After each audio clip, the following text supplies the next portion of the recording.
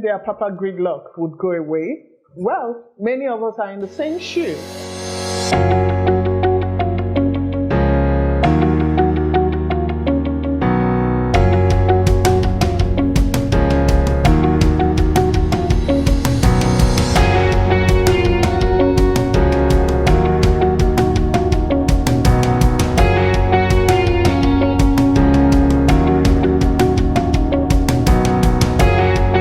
Joining me today on the show, this interview, is Mr. Temidayo Adeboye, the CEO of the Truck Transit Park. Welcome to the show, sir. Thank you. Thank you for meeting us on Maritime TV, sir. And it's a beautiful work you're doing here at ETO, and at TTP, actually. At TTP. ETO okay. is actually ETO is a call-up system. Yes. All right. Yeah. So, would like to talk with you on what you've done so far and have an overview of what to expect in the next few months. So, let's begin by asking you to introduce the transit truck park system to us. What's it all about? Okay, so truck transit parks, that's TTP, the company, is a company that specializes in creating parks and using technology to drive movement of trucks to parks, so you're able to control traffic. So in the inception, we want to do this all over Nigeria, but we're advised to start from Lagos because Lagos had the major challenges of traffic and truck movements. So when we started approaching Lagos State government and other people, we were challenged to come up with a concept that would solve the Apapa problem. So we started researching Apapa. So we've been researching Apapa now for over 6 years. Yeah. And we kind of understood the demographics of different traffics, which can be broken down into 3 major traffics. Now I'm talking of truck traffic. Okay. So if you want to look at the 3 demographics of truck traffic, you have in Apapa, you have the maritime traffic, you have the oil and gas traffic, then you have the FMCGs, manufacturers, and freelancers. Okay. Right? So when we thought about it, holistically, we couldn't take on all the different segments at once. So we're looking at if we are able to take on the largest segment, we should be able to solve that problem and would have solved 50% of the problem. Okay, so why I say that is because the maritime traffic is about 50% of the entire traffic in Apapa. The oil and gas traffic is about 30%, then the FMCGs, manufacturers, and freelancers are the remaining 20%.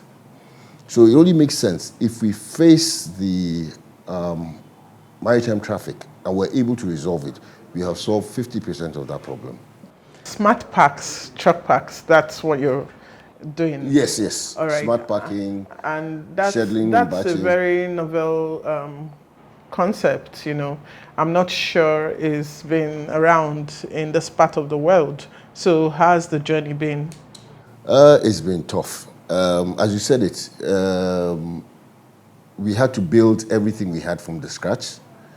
We couldn't go off the shelf and buy a solution because we couldn't think of any country in the world that had this kind of problem. So we had to go around, visit places, take best practices, and come and develop a solution by ourselves in Nigeria, by Nigerians. So the entire project is hinged on 3 basic fundamentals.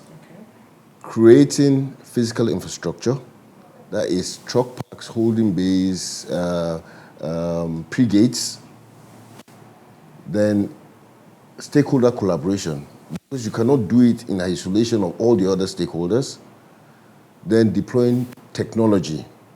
So IT technology, that's physical technology, hardware, and software as well.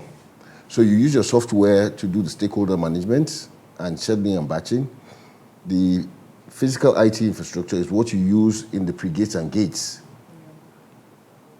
So you use the software to manage the stakeholders and are able to arrange the trucks in a sequence that everybody will be able to approach the port at different times, hereby reducing the amount of traffic you have. So there's an analogy I always say whenever I'm asked this question. If you put 100 million outside this room and there are 10 of us in this room, and you say the first person that makes it out gets the 100 million. We'd all go. None of us will make it out of this room. We'd all go at the same time. We'll all go at the same time and none of us will make it out. But if we just sit down and ask ourselves, hey, we didn't come here 1 million naira rich. Why don't we just all walk out and share the money? Period. We'll do that in less than 10 minutes. So the same thing with the ports. You have different concessionaires. Everybody is employing different means to get maximum of their investments in the ports, not bothered about the other port users. So you might have one port user that might use his influence to get police or whatever to take his trucks in, and he blocks everywhere. Wow. Now when these trucks are loaded, for him to come out, he can't come out because the other trucks want to come in. So by the time you finish arranging all that, it just makes the ports totally inefficient. So those are the kind of things we're trying to solve by looking at each stakeholder, knowing what capacity they have to receive trucks in their premises and what capacity they can process per hour. So based on that, we would develop algorithms with the software that will be able to batch and schedule trucks according to their needs. Oh, so it's still a work in progress? No, so the solution itself is the finished product. But as I said, it's never been tested anywhere in the world because nobody has the peculiar kind of problem we have here. So we've gone about seeing the best practices and used it to form our solution. Unfortunately, we had to go live without testing because to manage the different stakeholders we had.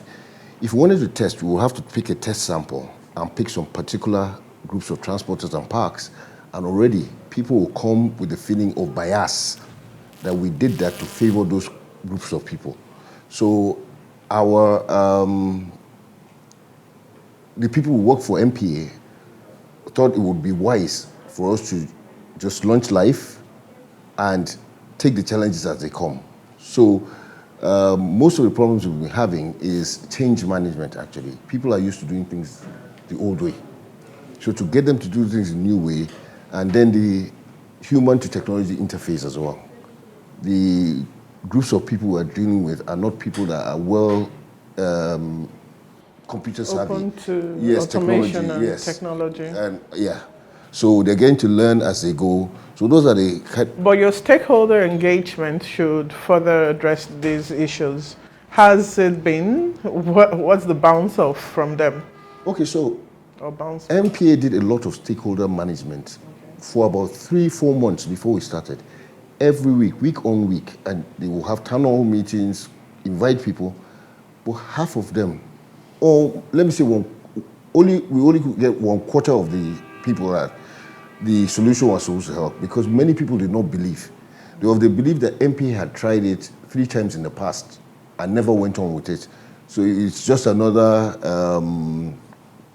adventure in futility. So people did not believe it would work. So at the day we started, we only had registered maybe 120 transporters and let's say 2,000 trucks.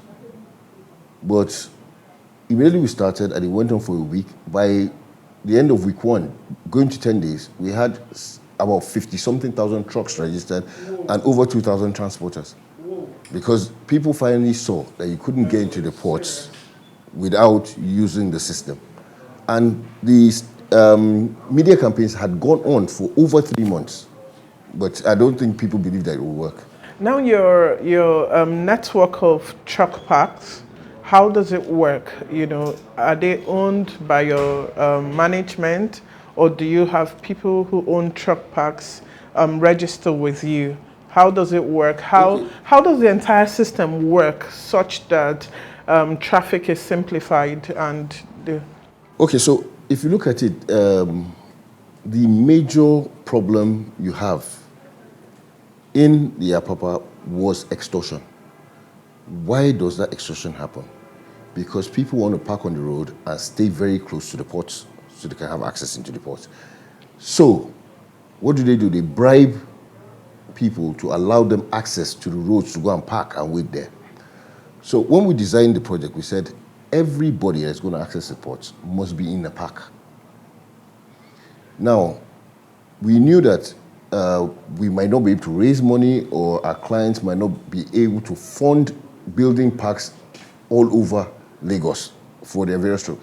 So they advertise for people to register as park owners if you want to register as park owner. Now, if you look at the locations of all these different parks, logistically, it is humanly impossible for you to schedule and batch trucks from those different parks and expect them to get to the ports at a particular time. Hence, we had to develop what you call a pre-gate. So parks, different parks, trucks go in. When you go in, you book. So you go in with your booking reference. When you book, right, we will schedule and batch you for a time for you to come to a pre-gate. So we move you from different parks to different pre-gates that are close to you. Could we just wake up any day, a trucker wake up any day and decide to book, or is there a time frame? No, you can wake up anytime and decide to book. Okay. Okay, so now those are things that we tweaked along the way. Before it was open booking. Okay. We found out that people that had no business in the ports were just booking at any time. So we had to adjust that and make times for booking. And even then, we now had to introduce maximum time you're allowed to access the park after you book. All right. So if you do not access a park within 72 hours after you book, the booking will be cancelled. Because the park owner has to make that space available for you. So if you waste 3 days, he's not charging you an extra kobo, and you don't show up, he has to offer the space to somebody else. From your initial arrangement, how long should it take? You know, this thing, should it be like a chain of 24 hours, or is it a 3-day thing? Okay, so when we initially started, we could do the cycle in 24 hours. So what happened? So that's what I said. There were so many people that didn't come from the training, didn't understand the system, and there were quite a few that wanted to sabotage the system to go back to the old order of doing things. So a combination of all those factors nearly made our systems crash when you had too many people. So we now started having to create segments. So, for instance, okay, here was a pre-gate for nearly every demography of traffic going into the ports. So you have the reefer containers, refrigerated containers. You have the fish trucks that do direct delivery. You have the flatbeds that go and pick containers. You have the flatbeds that do direct delivery. You have the sided trucks. Now, all of them used to come here. But when you look at it, they don't need all of them at the same time in the ports. Because something like the fish, the direct delivery is only done during the day. So they don't work at night. And so do many other direct delivery vessels. But the containers work 24 hours. So you can return empties and everything. So when you now start scheduling and looking at the traffic, and you say, okay, you don't want some particular kinds of trucks to move now, but the flatbeds that can go in and maneuver the traffic can pick up the container and come out. People now start getting agitated and blocking the roads that if we came before them, we must leave before them. But there has to be a need for you to leave. If there's no need, you have to wait till there's a need for your kind of traffic, then you move. So when that came up, we now devised a means to start sending different kinds of traffics to different trailer parks and different pre-gates to ease that problem. So for instance now, Lillipond only pre-gates export containers and flatbeds going to either ENL or APMT. We do not do any traffic going to Tinkan. Now you have two pre-gates for Tinkan. You have NAPL, Nigerian Cooperative Park, then you have MOB right in front of Tinkan. Those are the two pre-gates for Tinkan. So those two parks too do not pre-gate this way. So we're trying to separate the traffic so we can control the flow of traffic. Then we send different segments of traffic to different parks, and they brigade to those pre-gates and they send them into the ports. Okay, sir, please hold that thought. Let's go on a break. We'll be right back. All right, thank you. It's still Maritime TV interview. We'll be right back after the short break. When we started, after 10 days of starting, we had about 12,000 trucks registered. 2 months later, we had over 60-something thousand. Only 14,000 met the minimum standard.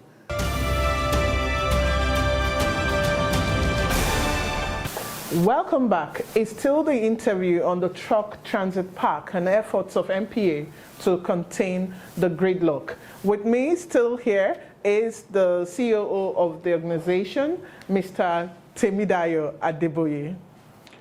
Okay, as good as that is, I'm beginning to wonder what you're doing with the export containers, because before now we've had issues of containers meant for export being on the road until whatever food they had in them went bad, So how have you also prioritized export? So I'll tell you, since the inception of this project, that has been our most difficult challenge, export containers. We can actually say we can move any other demography of traffic into the ports within 24 hours from the booking to the end, but it's impossible exports. And that is because there are so many variables with the export containers. First, you have to get a shipping line booking. You have to get clearance from the terminal that they're willing to take it. You have to get a customs clearance. You have to get a CBN clearance. You have to get MPA clearance. You get me? So, and all of these things, most of these clearances have a time frame to them. So when you get one and you don't get the other, this one might have expired, but all of them have to be good to go for you to access the ports. So it is very challenging. Now, to solve that problem, MPA is creating what they call export processing zones, where you have everybody. So you have representatives of CBN there, representatives of customs, representatives of everything. So they do it there and seal the container. So the container moves into the ports like any other demography of traffic. Until we can have that fully functional, about 3 or 4 of them supporting both ports, we'll still have these challenges. Because there's so many trucks that are left, and maybe they're booking for the vessel. It might be 7 days.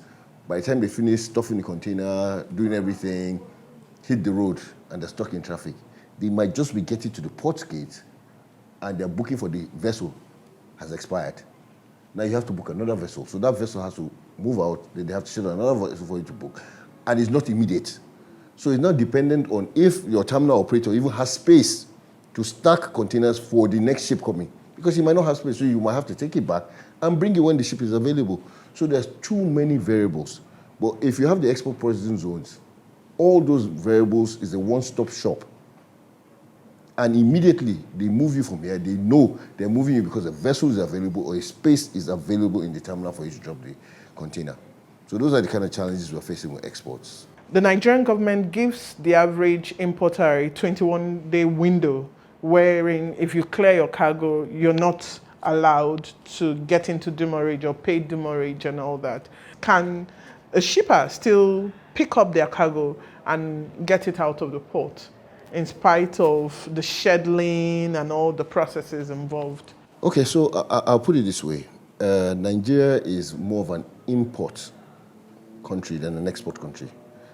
Very many other countries in the world, they do far more exports than they import. So they're constantly looking for empty containers. Nigeria is loaded with empty containers that can't even get back to go out because we're constantly importing.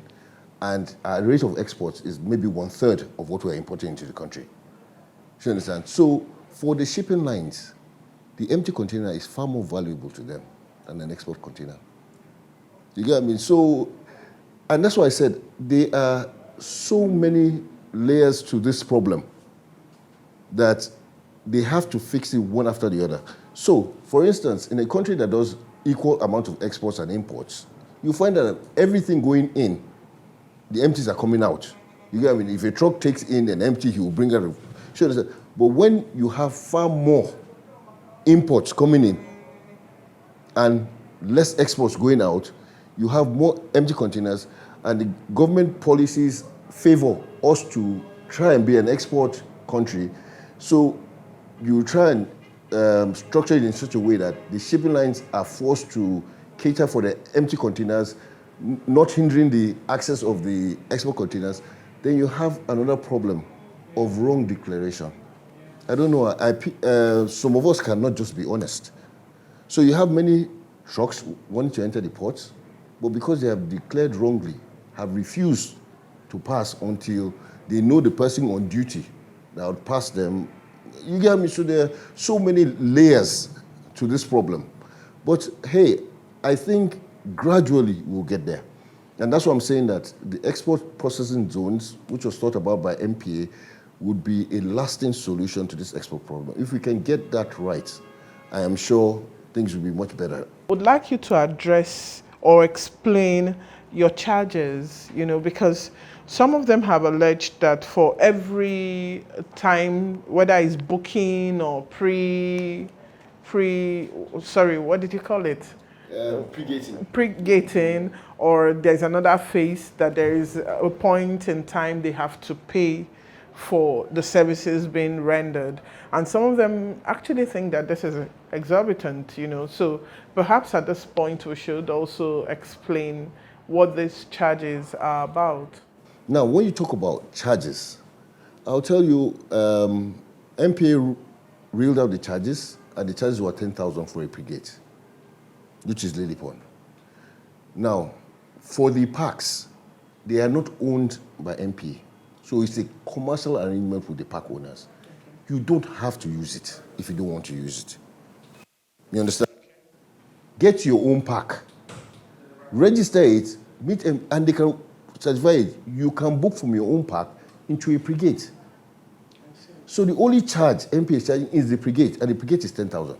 Now, for Tinkan, MPA does not own the two pre-gates. So there's a commercial value to those two pre-gates. That is why those two pre-gates are 15,000. Because the park owner charged 15,000. But MPA owns Lily Pond. And that's why this is the only pre-gate that we charge 10,000 naira. So to get into the portal, as far as MPA and TTP are concerned, it can never be more than 15,000 naira. Okay. If you want to get into a pre-gate, you have to book from a registered park. Yeah. That's a commercial arrangement. If you don't want that commercial arrangement, go and get your own park. We'll come and inspect it.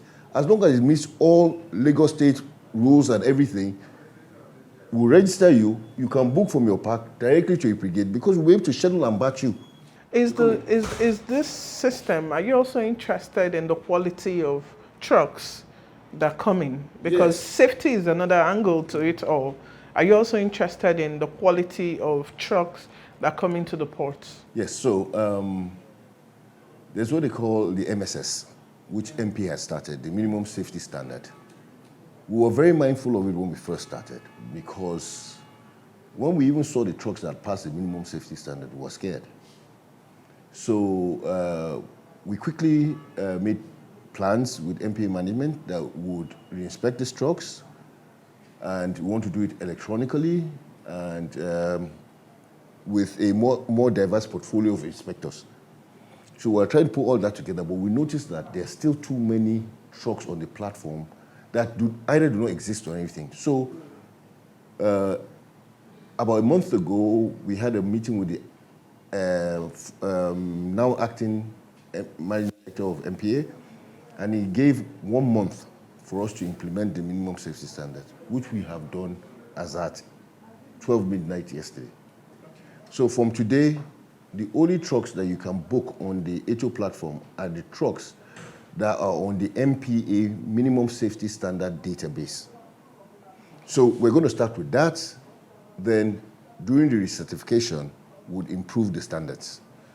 But there's a side to that story as well. I mean,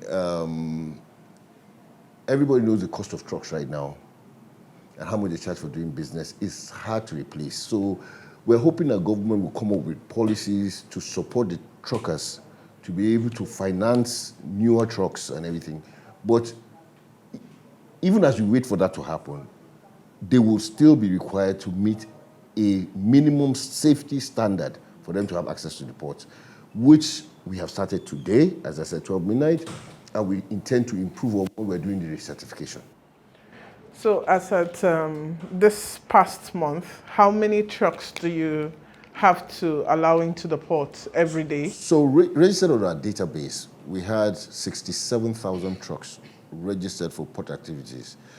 Now, as we have started this minimum safety standard, I can say to you that we have less than 17,000 left on the. So we'll see less traffic now and everything. And the same thing, since we started, everybody go and do your minimum safety standard, get your minimum safety checks. Nobody had done it. When we started, well, after 10 days of starting, we had about 12,000 trucks registered. Of the 12,000, maybe 10,000 of them met the minimum safety standard. 2 months later, we had over 60-something thousand. Only 14,000 met the minimum standard. The acting MD came and started shouting since 4 weeks ago, do your minimum safety standard. As at the day we started, maybe they only increased by 1,000. But between today, I kid you not, and next week Friday, that number increased by 10,000. Because of people try. And why do people have to wait till the last minute? Until they say, no, you can't do it again. That's when we'll now say, okay, we want to do it. It's obvious you have a teething problem, you know. The system is new, the concept is new, people are struggling with the change and all that. Is there light in the end of this tunnel? And how soon, you know, would we see that happening? If you can just follow the process, you will get into the ports. Well, the feedback we have is that the delays. Who is causing the delays? Delays are caused by people who are trying to take containers that cannot access the ports and are blocking the road. If you follow the process, your documentation will be complete before you access the road. If you go and see now, you can never find a flatbed, a reefer, a fish truck that has stayed on the road for a day. It's not possible.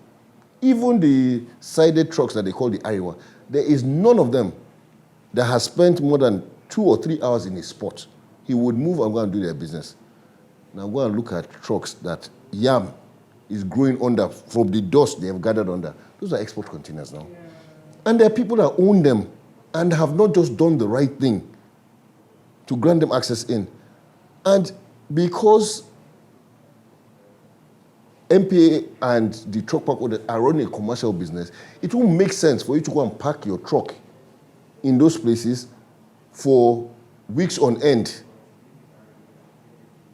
before you access the port. And as I said, some of it is deliberate.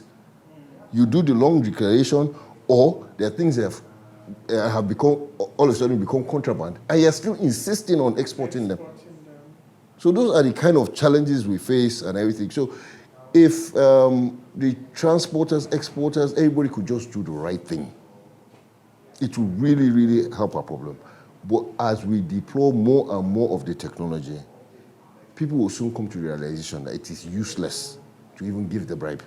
Because whether you give it or you don't give it, as long as you don't have the right documentation to enter the port, you won't go in. So that's what we're doing on that side. Then the second one was...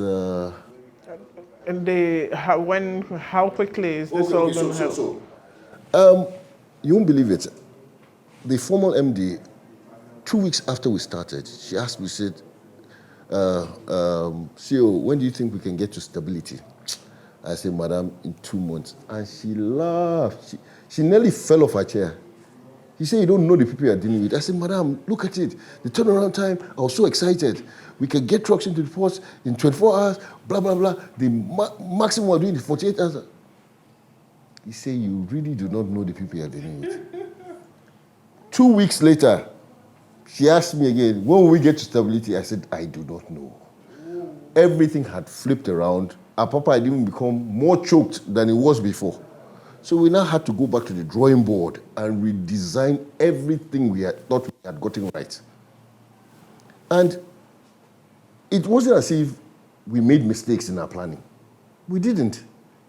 It's that we did not just realize the length people will go to circumvent the rules to get into the ports. You see, I think I don't know if it's a Nigerian thing, but some people just believe they cannot have the same rights a driver will have. So I have 50 trucks. This guy only owns 2 trucks. Why should he get into the ports before my 50 trucks enters 5 times and comes out? You get what I mean? That's it. So everybody wants to show their muscle, their power. If you can just all be equal and just take it turn by turn, it will all go round. Everybody will do their business. Everybody will be happy. We'll all get that your proverbial 10 million. Yes. And you get your share of the 10 million and everybody's going to be happy. Yeah. Thank you very much for your time, sir. It's been a pleasure talking to you. It's been a pleasure talking with you too. Thank you for joining us on this interview. We've been talking to the Chief Operating Officer of the Truck Transit Terminal, Mr. Temidayo Adeboye. I hope you had a lot to learn from it. Until we come your way next time, I'm Ezine Azuna, your host. Thank you and bye.